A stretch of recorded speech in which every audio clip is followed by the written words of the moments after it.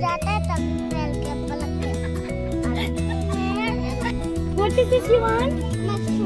ये कहाँ से हुआ है? कहाँ से निकला बेटा?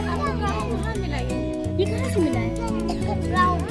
ग्राउंड से। ये अंडरग्राउंड वेजिटेबल होते हैं ना? ठीक, तो सारे बच्चों ने देख लिया ना? तो हम प्लांटेशन क्या करेंगे? प्लांटेशन। और देखो इस गार्डन में क्या क्या चीजें होती हैं? तो हमारी कौन सी टॉपिक चल रही है अभी? Gardener. Which topic is going on? Gardener. Okay. So now start plantation. Start करो plantation. सबने देख लिया गार्डन में क्या क्या चीजें होती हैं? अच्छे से देख लिया? फिर से